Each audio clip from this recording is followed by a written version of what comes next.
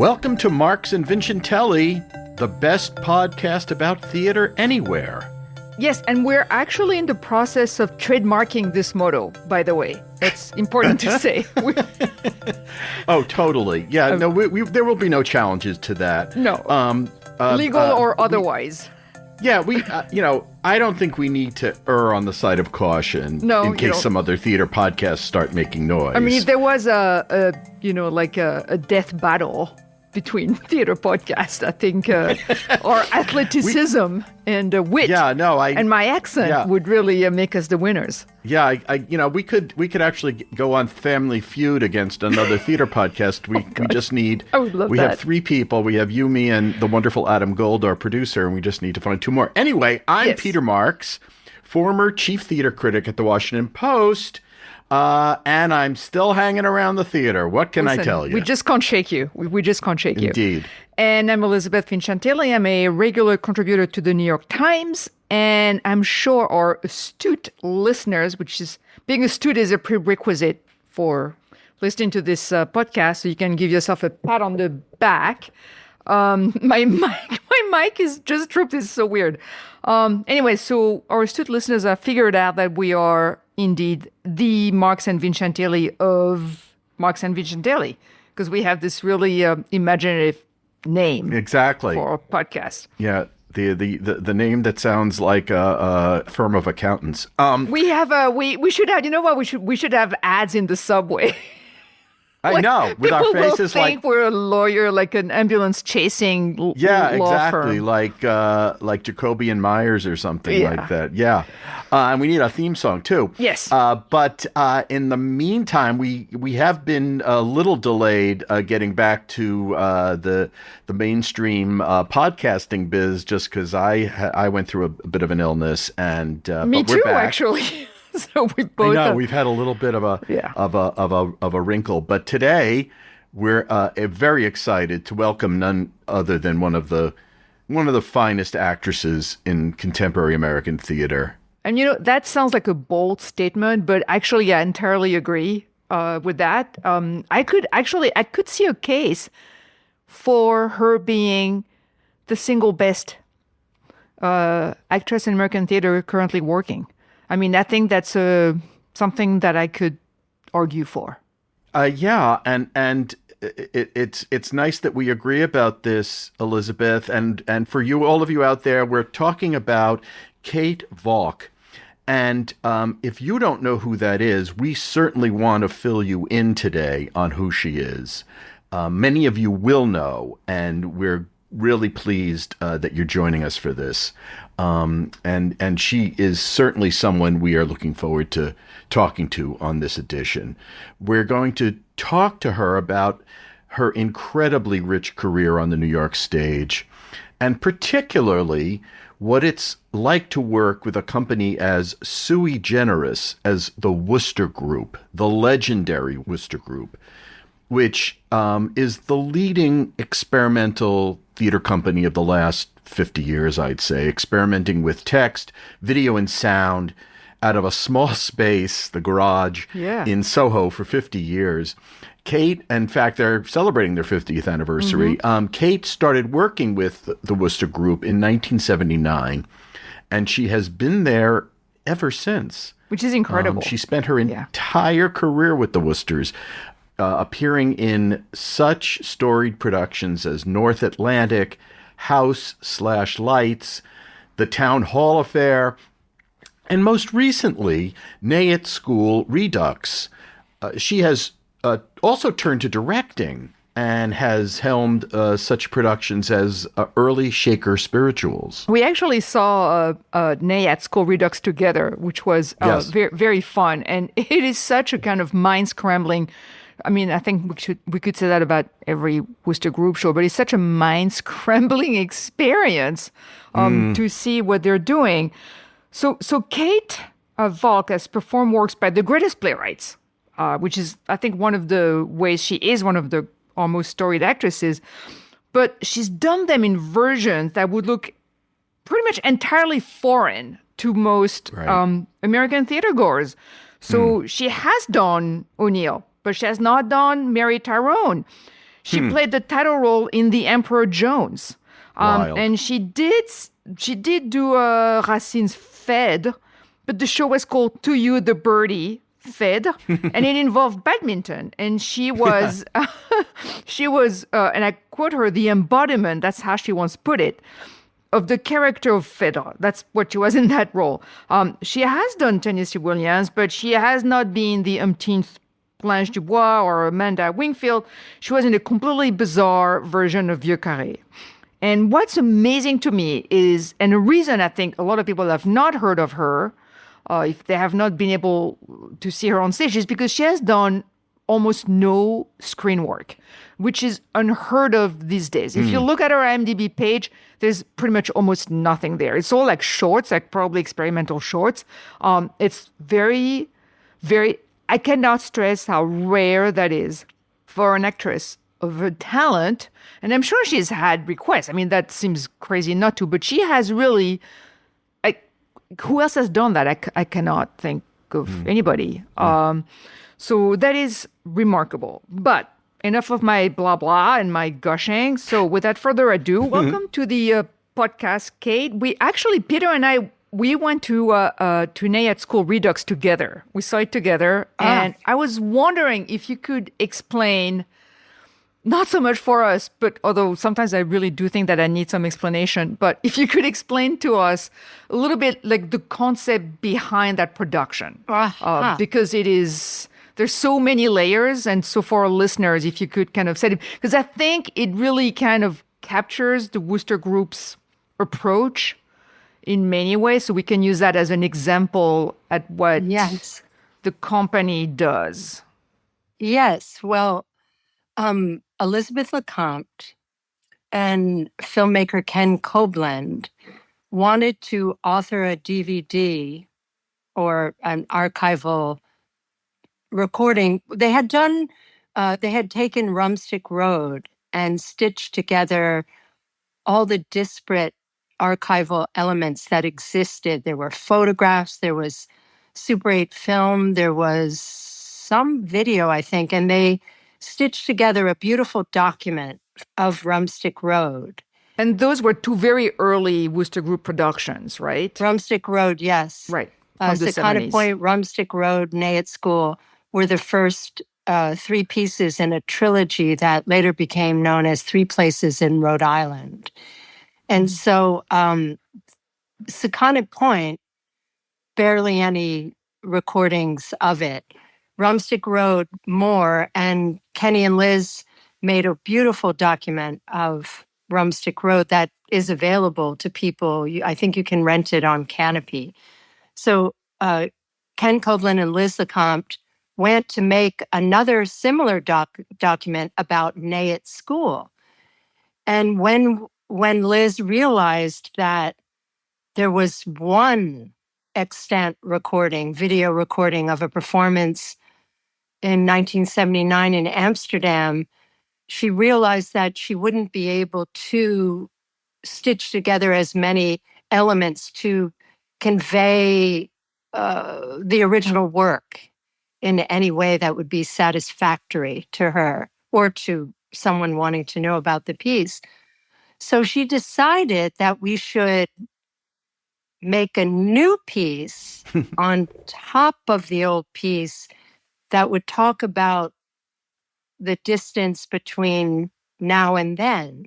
And it would be some way into knowing about the Wooster Group methodology by filling in the gaps where we needed to.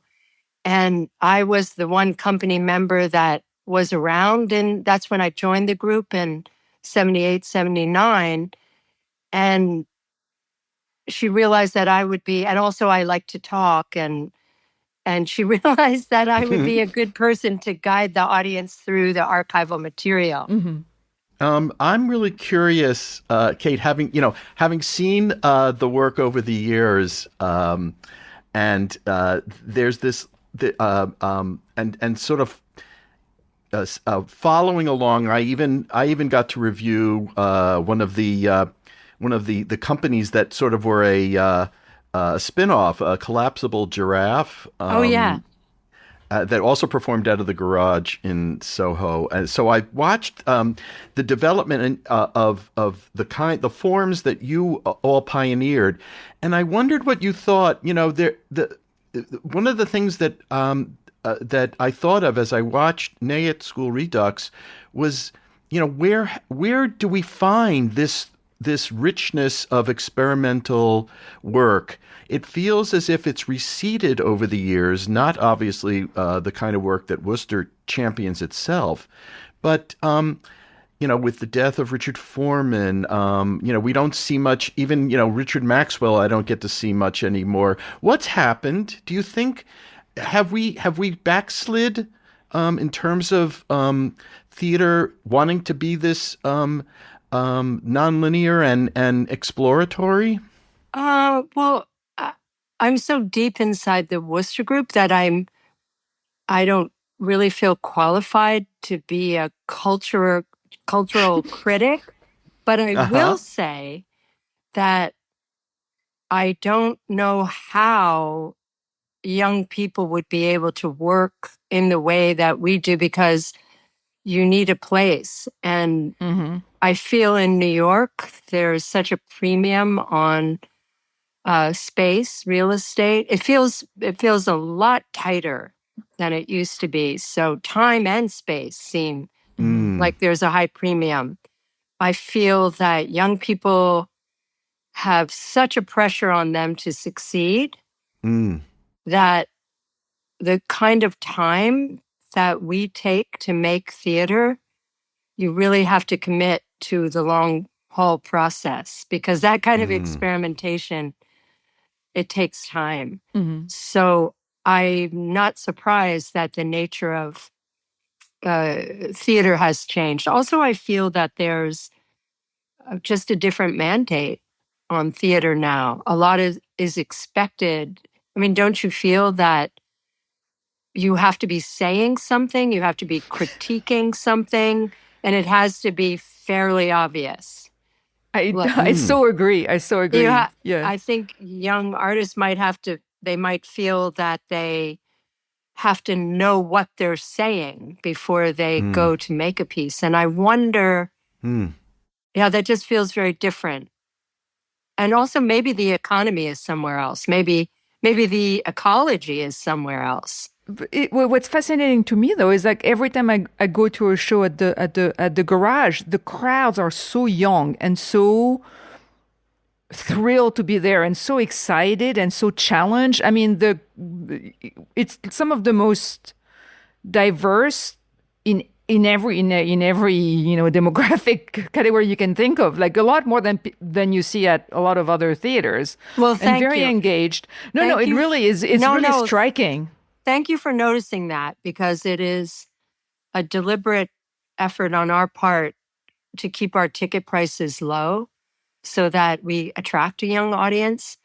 So, I mean, our suggested price, for instance, of our recent shows in 2025 is $55, but we also have a reduced rate available and a rush ticket available for $20, reduced rate $35.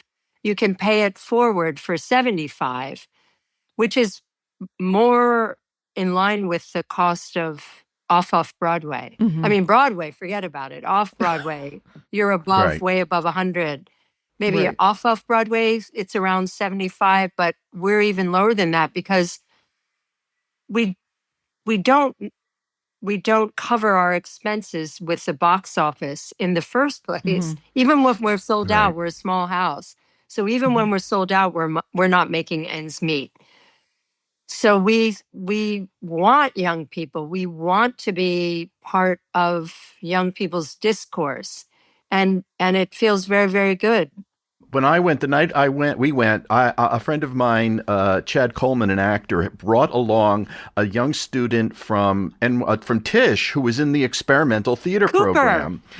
Yes. I just had coffee with him on Saturday. Chad is a dear friend of mine. I love him dearly. I met him at Anna DeVere Smith did Institute for Arts and Civic Dialogue at Harvard one summer, and she invited me up to participate in the performance because they were working with channeling recorded interviews and famous speeches. So I met Chad there and then invited him to join. The Worcester Group was doing a remount of North Atlantic, and Chad played General Benders. Oh my God! He didn't tell me that. Chad, love him dearly. Yeah, he's great. I've been working with him in Theater of War, Brian Dory's group. Wow, So right. So that's how I got to know him. And the night I went, Cooper had not, I don't think he'd been to a Worcester Group production before. He sat in the front row and I watched him get lean into the production. And it was so joyful watching him watch the show. He was getting so much out of it. And I thought here's the exposure, this is the sort of the life-changing moments I always think when young performers or actors or playwrights see what's possible. Yeah, that yeah. And then through Chad, he got my contact. He wrote to me, and I had coffee with him on Saturday, and That's it was great. so fun. I love to do that. I love any young person that's super engaged or turned on by the work, and they want to meet and talk. I'm very happy to do that. And that happened to me when I was young. I remember seeing Squat Theater for the first time, and it was a life-changing experience for me. At first, I was quite upset. I think I even ran into a street sign. I didn't know what had just happened to me. But then I went on and I didn't miss anything they did after that. Mm. Well, since you mentioned that, so you were at NYU when you slid into the Worcester Group's orbit. And at the time, it was not even, I think, officially, it was already active, but it was not officially a company. And then you became one of the founding members when it formed officially. Is that right? Correct. So what were you doing when you came in? Were you studying to be an actress specifically? Or because I think you were doing a bit of everything, right? What were you studying? I was, I would never at that time have called myself an actress, even though I did for 2 years go to the Adler studio through NYU. Mm-hmm. And I had a wonderful time. I got to study with Stella Adler, and she was amazing, especially script interpretation, to hear her talk about the great American plays and playwrights. Mm. And I had a wonderful time, but I knew I had this sneaking feeling that I wasn't going to be an actor and that I was looking for something else. I was looking for a place. And I was working as a seamstress at the time. And I switched over to the experimental theater wing for my last semester. And the Worcester Group were engaged as teaching artists. So I met them. I came to the garage. I saw Sakana Point. I saw Rumstick Road. And my mind was blown. I was like, oh, okay. And I met Liz, and she was just formidable to me, this incredible woman who was such a hardcore artist, and the work revolved around her. And so I volunteered. And she said to me, what can you do? And I didn't want to dare say act. So I said, oh, I can sew. And so I started making things for her, which was wonderful because, of course, Liz is very involved in every aspect of the design because she comes to performance and theater as a visual artist. That's what she was when she was with Spalding Gray. He's the reason she came to the performance group. And then she was Richard Schechner's assistant director. Then she started making her own work.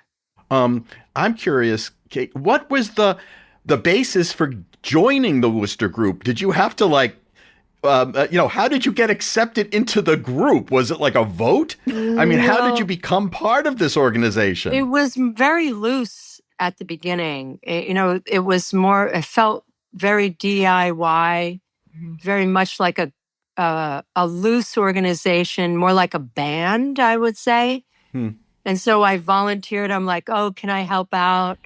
And she was like, what can you do? Okay. copy this dress, make this lampshade. And then I just got involved in transcribing recordings, taking care of the script.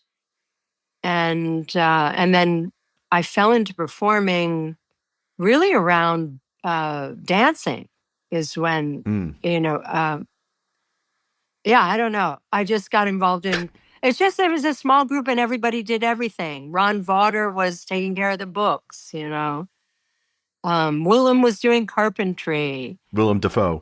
Peyton Smith was producing our benefit parties. It was small group and we all had to do whatever it took. Ronnie and I insulated the ceiling upstairs. It's like, what it's like when you're young and Sure.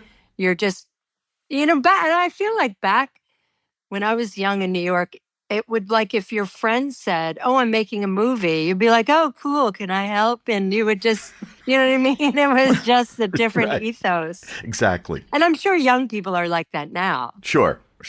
I want to circle back to one of the things you were talking about earlier when you're talking about the importance of time in the development. And I feel because it's something that people always bring up. In American productions, you have 2 weeks of rehearsal, some really crazy short. And then you get those European companies and they come in and they're like, oh, we've been working on this for 5 years, well, sometimes on and off, but it's very intense, this process of working on something. And I wanted you to talk a little bit about the importance of having the time to have time, because it feels so part of the process. And it's something that is not that often talked about, I think. It's the time to sometimes try things. Yeah. And make mistakes and say no to stuff and maybe work on something for 2 weeks and then throw it out. And it's more, I feel the ratio is more like film where you shoot a lot of film and then a lot of it ends up on the cutting room floor. But for us as a theater company, even the stuff that doesn't make it in, you're creating a common vocabulary and a particular culture for each piece. Because when we start a project, there's a pretty long R&D period where we're just calling up. We're reading, say we're doing a Tennessee Williams play. We're reading everything we can about Tennessee Williams. We're reading everything we can about the play. We're watching whatever we can get our hands on. And we all do it together. The sound people, the video people, the technical artists, and the performers. And we're doing it together. So weirdly and miraculously, a culture emerges around that particular source material we selected. But it's not just that. It's also the fact that the shows are technically very exacting. Like the precision that is required in a lot of them requires time. So just even looking at it from the audience, you can tell, oh, this took weeks to perfect. So can you tell us a little bit about that? Like the whole thing, for instance, of repeating dialogue that you're hearing and getting gestures and intonations exactly right. What's first of all, you can never get anything exactly right. Right. And that's where the beauty is. That's where the beauty is. We do a lot of copying and we do a lot of what we used to call channeling, where we might be listening to something and channeling a performance. But the beautiful, mysterious thing is that the performer in the here and now, plus the source material that the performer is channeling, it makes a third thing, which is because every human body is a different instrument. So, for instance, I'll use an example. When we were working on our version of Hamlet and I was playing Gertrude, I was channeling a beautiful actress, Eileen Hurley, who had played Gertrude in the production with Richard Burton. Now, of course, I never got her exactly right, but in the attempt, in the in the effort to listen and get as close to her as I possibly could within our context, which was very different. It's extended me. It made me do things that I wouldn't even know how to do. Mm-hmm. But it makes a third thing, which is the marriage of the two. I that's really lovely. I'm thinking about several things you've said.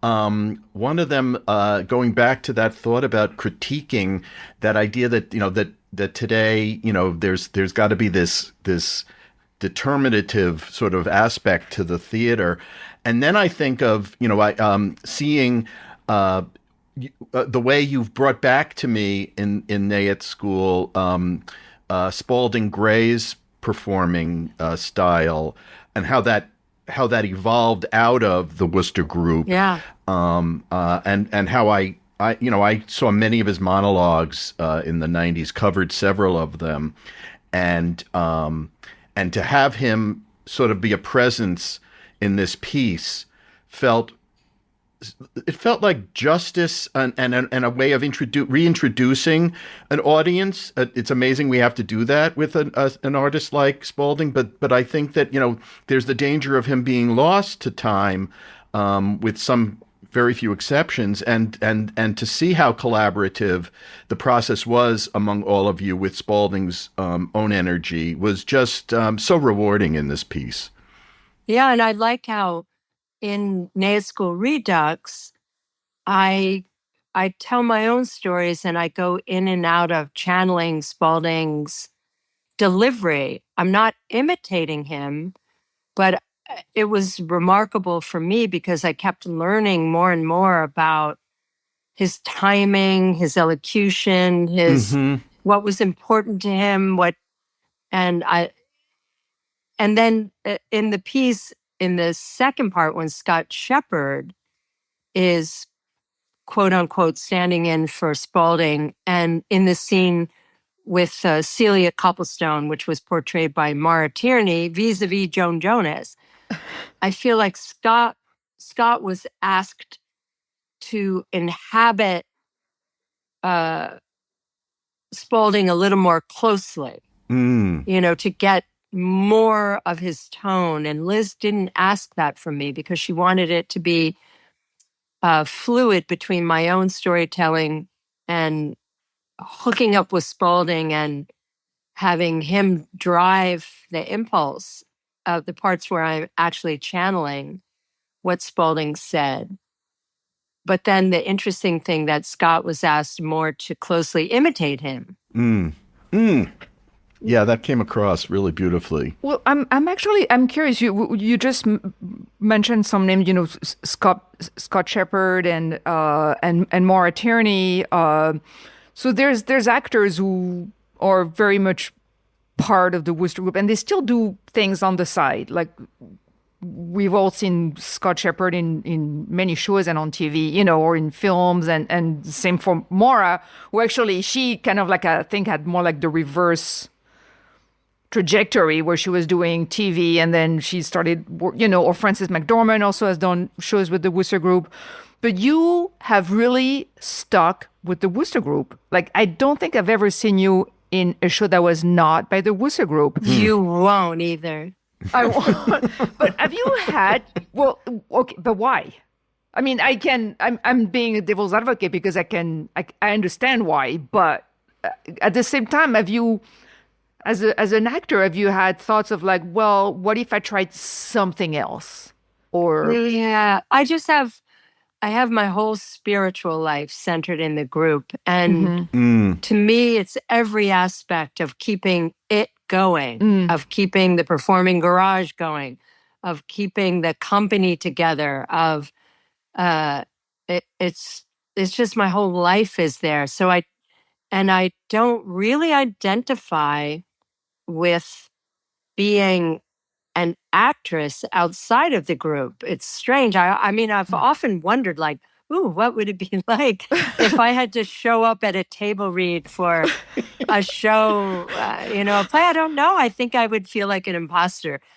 I just feel so I just I get to have so much power and in every aspect of the theater making and the running of the garage and everything about the group that I haven't really been that interested. And plus, I mean, maybe now it would be different, but when I was younger, I didn't identify at all with being in front of a camera.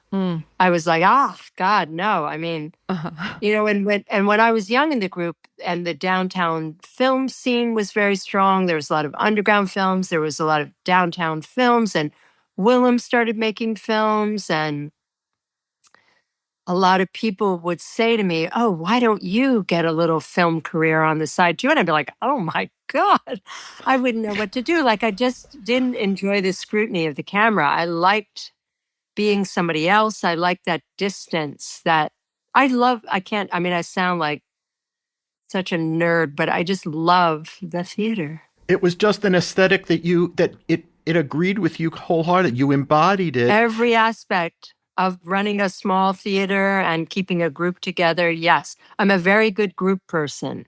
I function very well in a group. Interesting. My friend, our friend Ben Brantley, did a wonderful piece about you in the Times, I know. about the group. I mean, what a gift. And yeah, he said to me afterwards, he said, "Oh, he said it was the first time he'd met you both." And he said, although he'd written about you for many years, and he said at one point he said to me, I was trying to interpret for them some aspects of what they were doing, and I was explaining what I thought was going on, the depth of and he said, and Kate and Liz basically went, "No, we just basically we were just putting it on the stage, and we found a chair and we put it there and we put the ball in the thing." And I was like, oh my God, it was so revelatory for me. I was thinking, they're not sitting around like, parsing every decision they're making. They're just expressing. Yeah. I mean, that's sort of the beautiful thing about the way we work, and what I've learned from Liz is, I mean, she's not thesis driven. I mean, she's not the kind of director that will have a thesis about a text. As a matter of fact, she has almost it's a crazy relationship. She needs the whole room, and she needs everybody in the room to orient her. She often doesn't know. She comes often not knowing, which I find remarkable, actually. Right. Yeah. Where she's like, what? What happens? Who says that? Who's that? And like where a lot of directors would sit down and divide the script into beats and decide what the characters, what their objectives were, what the overarching themes of the play are. But she likes to be entertained, and she likes us to read it to her and to tell her what we think. And then she'll often find an analogy in a film outside of the work. Like, hot tip, we're working on something right now. We're going back and working on The Crucible. Oh, wow. Okay. Yeah, because we had worked on it, scenes from The Crucible for our piece, LSD, Just the High Points. So we're working on it again. And unlike Nay at School, we're not using a tape of the show from 1986. We're coming to The Crucible new. But she's already found a film source that we can work with on the waterfront, believe it or not. Oh, wow. Oh. And it has nothing really to do with and oddly enough, Arthur Miller was the original screenwriter on that. On the waterfront? Yeah. But wasn't there an issue with the Arthur Miller estate? Yes. Way back when? I probably should not be talking about this on your maybe. Well, we don't want to get you in trouble, but we also really want to see it. So, well, there's actually a Broadway show right now, a Broadway play that's involved. It's called John Proctor is the Villain. I know. I just saw that stenciled on the sidewalk. Yeah. It's the title of a play. So the Crucibles, I'm not sure the Miller estate would be thrilled with how they are deconstructing that play. But anyway. But Arthur Miller was alive when we did. Right. And so he came to see LSD Just the High Points. Oh, and how was that? Cease and desist. Yeah. Oh, Oh, God. But then we did cease, but we did not desist. We Michael Kirby wrote a play called The Hearing, which took the same tone and cadence of the performance we had put together, because Miller had taken The Crucible from the witch trial, Right. from the actual transcripts, which are right. remarkable. You can just go Google, original witch trial transcripts, and you can read them. And at the time, we couldn't do that. When we were working on The Crucible at the beginning, we could only read about it, or we could have gone up there to the library. But so Michael Kirby went back and changed it to the communist hearings. Oh, well, Right. that's full circle then. Yeah. Do you think actually the advent of the development of Google and the internet has it changed your job? Because so many times, so much of it is like based on archives and snippets and the idea of keeping something alive in a way, but changing it at the same time. You know, that the whole idea of like using two things to create a third or fifth or 10th by mixing and matching. How's that? Because that feels very ahead of its time. This whole, like, if you think of it as reproducing or sampling or, taking here and there, it feels very much of the moment in a way. And you were way ahead of that. Yeah. And well, actually, Google has made rehearsals very, very interesting and fun, because anytime we have a question, oh, well, maybe we could watch something of that, or we can go to Google it or go to YouTube. And it's so fast. We used to have to go look it up, then go to the video store, rent the video, get it back there.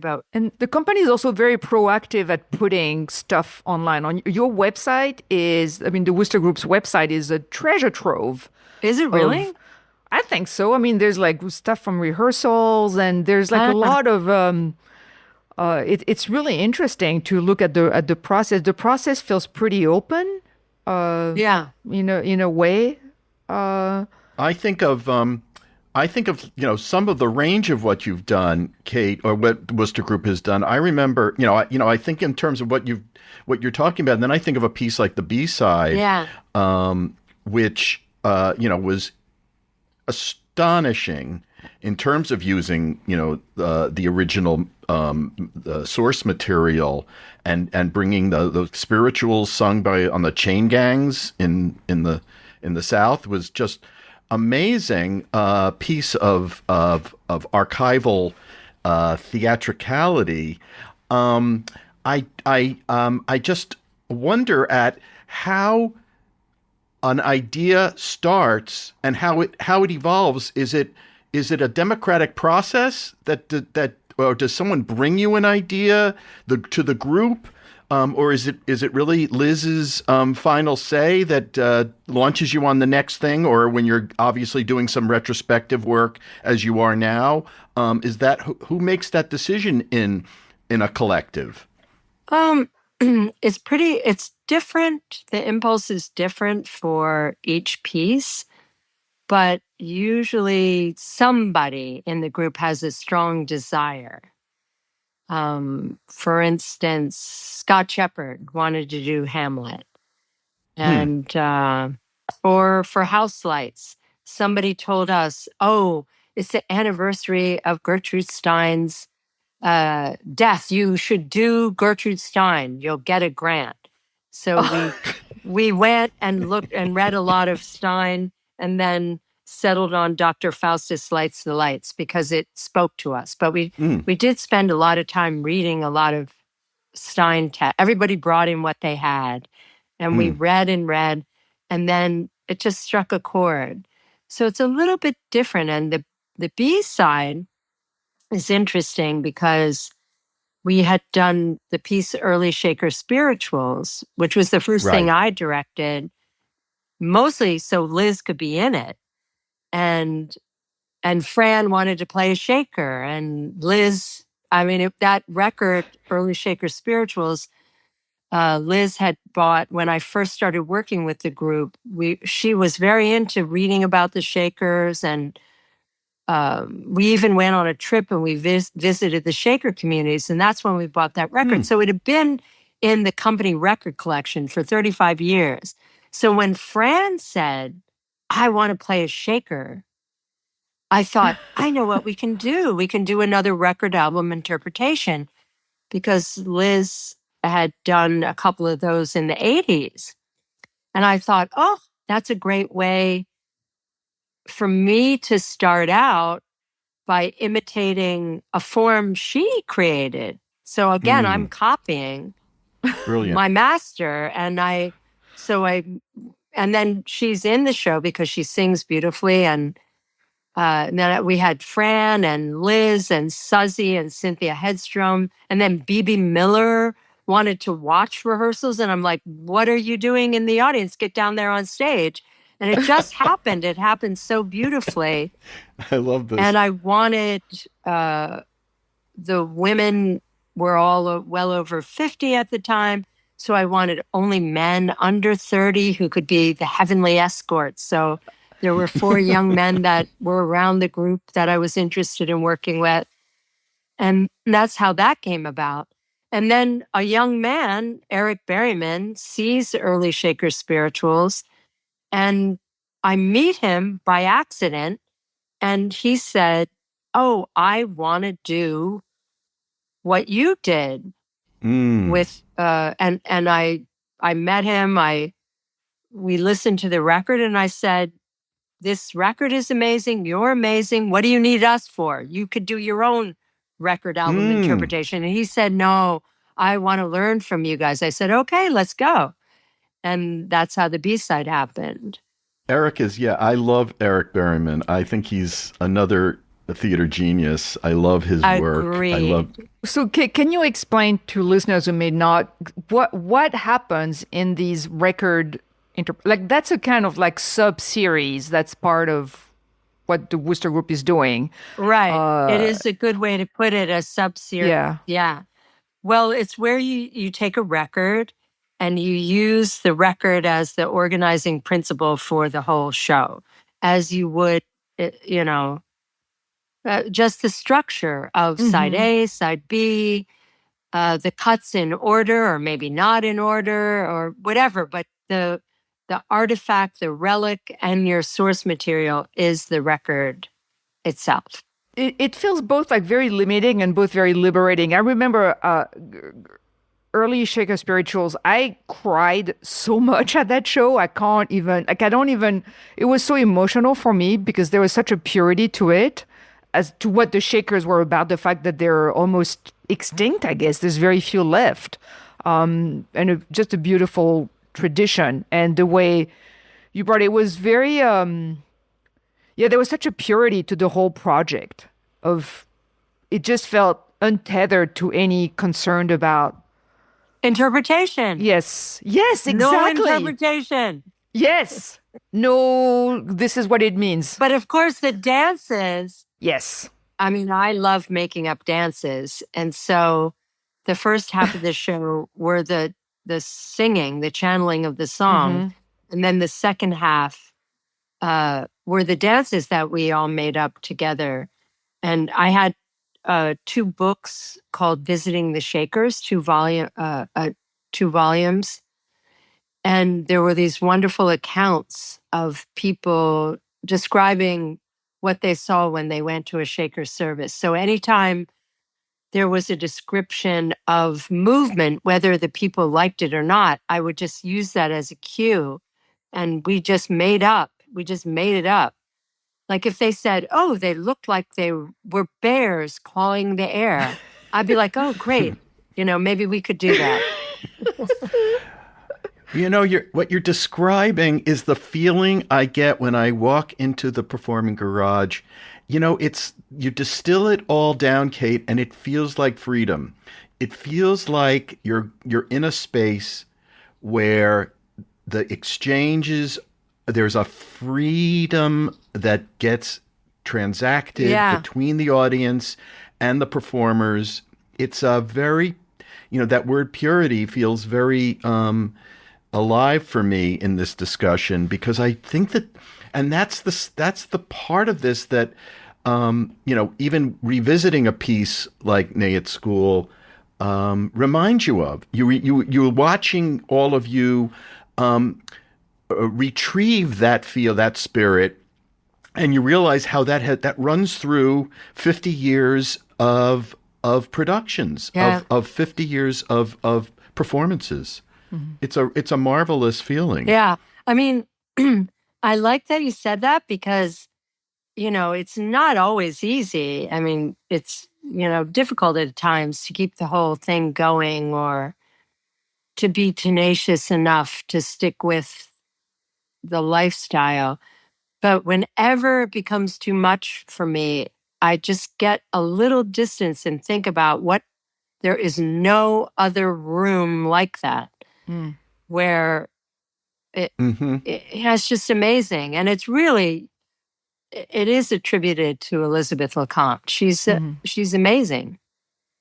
And the way she can keep the room open and yet have such a clear vision and the tenacity to stick with the vision and not care, Mm. you know, well, I know she cares a great deal, but it's not polite. Collaboration is not polite. We can agree on that. Like when I hear people say they're studying collaboration at school, I'm like, oh God, how does that work? Right. What the hell is that? Like where all the departments get to chime in democratically. It's not how it works. It is a real crucible. There you go. I think we should wrap this up and let you go. But I want to finish on something that I think has been very important to you, and you've been very involved in the Worcester Group's educational wing, I guess, or programs. Like you've done stuff in local schools in Lower Manhattan. The Worcester Group has a summer program that's been going on. I started that. Yeah. You started that like in the 90s, like early 90s, I think, something like Yeah. that. It's been going Yeah. on. So like what? And we just heard you mention like, oh yeah, I had coffee with this young actor. Like it's like there's a sense of like transmitting and kind of transmitting and also spreading the wealth and the knowledge and helping kids find themselves and figure things out. Like how, so for instance, like what do you do in schools and at the summer program? Like what do you work? I think it's 3 weeks, right? Yeah. It's like what kind of kids? I assume it's for kids, right? Like teenagers? Oh, yeah. Yeah, okay. Well, back, we started way back, I guess in the 80s. There was money in the granting world if you did an arts and ed program. And I remember Liz saying, oh, we need to get in on this. And we went to MS 131 in Chinatown and we started a program. And I was the one in the group that was interested. I mean, I really like kids. I never had a family. I don't have kids, but I love kids. And I like to do all the stuff kids get to do. So I conducted an in-school program at MS 131 for many years. Mm. And then I was dissatisfied with, the large classroom size and the 40-minute period and all the limitations of being in the actual school. So I decided to, during the summer when the Worcester Group was off, that month, I decided, oh, why don't I invite kids from the school to the theater? And it was so much fun. I had, just they could be at the theater and we could, and I didn't want to have to put on a show. So I had a program. When I started the program, each day we had a different guest artist. It would be a visual artist, a video artist, a musician. And I asked the artist to conduct an activity, event, or exercise because I just wanted to do all this stuff. I just wanted that experience. So that was very successful for a couple years. And each day it would be a different artist. But then the kids wanted to perform. So then we started putting on performances. And then we started choosing a text and a physical discipline for each summer. And then after like 20 years of having a lot of fun, the Worcester Group started touring more in the summer. So I handed over the reins to the woman who was helping me, Ariana Smart Truman. And now she's the director, although I'm like the director emeritus. Say for instance, this summer we're going to do Kafka, Josephine the Singer, and Buto. That's our text and our physical discipline. Wow. And we never condescend, and the kids love it. Yes. And it's so great to have. And my mission from the very beginning was public school students. So junior high, high school, 11 to 17, and you have to go to public school. And it's free. Whoa. Fantastic.